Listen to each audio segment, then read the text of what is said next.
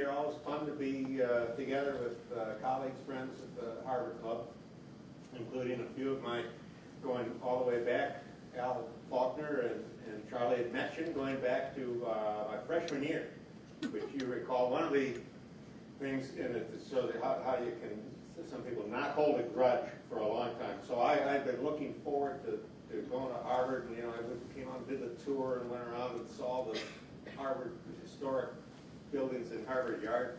And then I got there and opened up the envelope and said, well, you're living in this converted apartment building, Reno Hall, over next to the Union. I don't know if anybody else lives in the Union dorms. So well, they weren't so bad after all. So I got over that, and I, occasionally be able to go visit my friends who had the fireplaces and all of that in the yard. And then so I said, well, that's fine. I've gotten over that because now there are all these great houses, I've been hearing about and living in for years. So I can go live in one of the Harvard river houses, and I remember it used to be that you apply. I don't think you do that anymore. And I applied to Lowell, Adams, Quincy, Winthrop, Dunstan. For some reason, it's still a double play combination. And so what happened? Lo and behold, they said, "No, you're going to Radcliffe." I'm doing what? They said, "You're going to Radcliffe," and because that was the first year that they did. They were going to balance all of the room allocations between the river houses and Radcliffe. So I spent all the time at Harvard, never lived in the yard, never lived in the river houses, but ended up being a huge fan of Radcliffe. It was great. I lived in South House. I got to, because he was in North House. Got to know Yo-Yo Ma, who was, I think, a year behind us. And so I don't hold grudges. So great to be here. Thanks for coming out on this end of summer. I guess it's the equinox day, right? Today or tomorrow. And to spend a little time.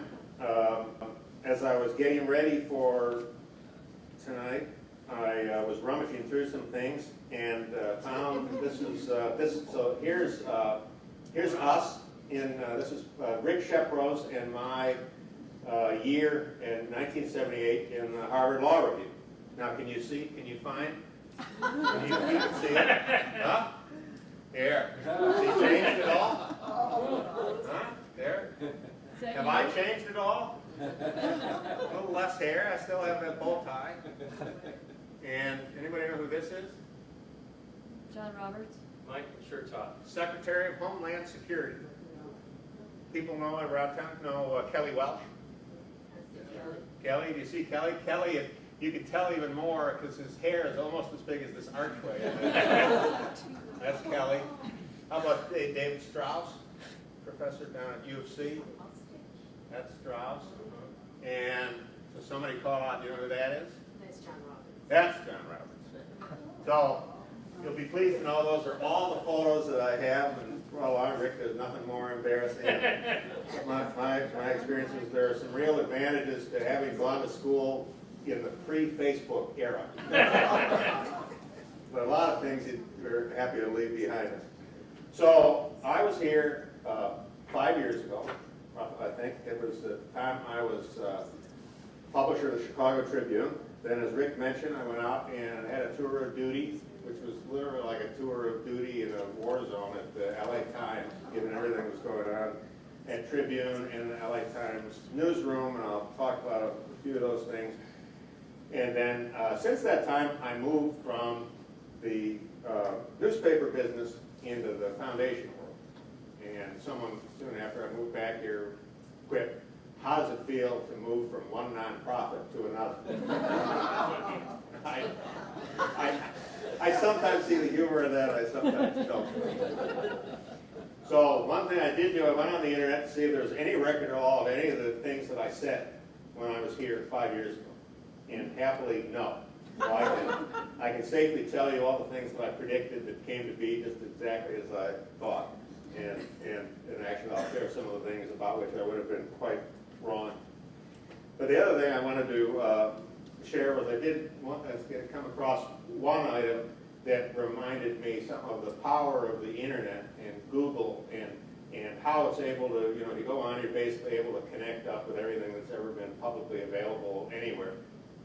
And people can take bits and bytes and put them together to tell whatever story they want. So, you know, the funny thing about it is all, or some of it anyway, sort of true. Because had been in the Justice Department, and John was in our class, but you know, it's the power of the internet, and then it's all a question of what people want to do about it. And a little later, and maybe too, when we get into the discussion, I want to talk some about what the internet and some of the other new media does to the nature of the sort of civic conversation. So, so there'd be some truth in advertising. I'm going to talk some about what I consider to be my lessons in the business, some of what's going on, and then McCormick Foundation continues to be active in ways that I'll tell you about in journalism, and I want to share some of that, or more importantly, share some of the work that our partners are doing. So, my first lesson about the newspaper business, it's amazing that it had such a great run. I mean, whether you call it 400 years or plus or minus, they've been around a long time. As I sometimes say, newspapers started about 400 years ago, and roughly 399 years ago, people started predicting the demise of the newspaper. That something was going to come along and knock it out of business. And it hasn't happened. And it's been one of the world's great businesses with a very unique business model that says, I can sell advertising about cars for sale and wheeling on one side of a piece of paper and use that to support having reporters in Baghdad, or the nation's capital, and do this reporting and bring the news of the world to the community. And when you think about it, those seem, in many ways, two totally disjointed, disconnected businesses. But for all these years, it's been a great business model for the newspaper industry. The other thing I would say is that to learn is what we think of today as the goal, or you know, in the second half of the 20th century is what we've experienced recently, the golden age of newspapers, really has been a relatively recent creation. If you look around and look at the newspaper history of the earlier 200 years of this country, mostly it was highly competitive, highly partisan. They didn't make much money. They sold for less than a penny, and it was dog eat dog. And only sort of when a lot of them went out of business, and you got the rise of the big regional metropolitan paper in the second half of the 20th century, do we see what it is that we've been witnessing, and now obviously something that's undergoing a lot of change. So, lesson number 2 about the media business, up through recently, the experience was always media doesn't completely replace or destroy the media that went before. It may be competitive in some ways, but it's basically additive. And look at Chicago, great example, which is how the McCormick Foundation got started, Colonel McCormick, and he faced several waves of, quote, new media in his lifetime. The first was radio in the 20s, and I'll tell you an interesting story. So what a lot of the publishers were doing in the 20s when the radio licenses were being launched was they went and lobbied Congress to get a law passed prohibiting reading news over the radio. Because of this fear that this new media, they didn't fully understand what it would do, that it would put them all out of business. So what did the Colonel do? Well, he probably lobbied maybe a little along with them, but on the side, well, maybe they weren't looking, he went and bought a license and launched WGN Radio, which all of you know WGN stands for World's Greatest Newspaper, which and so he embraced each of these new ones and said, "I'm going to figure it out." And he did the same thing with TV, of course. And so there was yes, were all these things competitive with each other? Yeah, very much so. But basically, the experience over the years has been media is additive rather than destructive of what went before. So, and this one, I'll tell you, is a lesson I took from Tom Peters, who's this brilliant strategist and also a pretty funny guy. So I heard him one time, and he said, look, you know, two things are absolutely true of technology change in industry. The first one is this stuff takes a lot longer than you think. The second thing, it'll be here before you know it.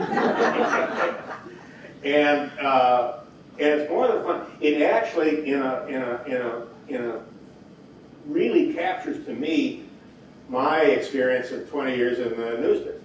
I mean, we go, way back. We've been looking at what was first going to be called electronic publishing, and we thought the telephone companies were going to come into the business and take over everything. And we looked at facsimile delivered paper, and this is all going way back. Then this was one of our big breaks. We ran into a young marketing guy by the name of Steve Case, who had a small private company called Quantum Computer, and they were going to get into some online things. And he said, "Well, you want to buy?" So we, Tribune, bought 10% of the company for $6 million.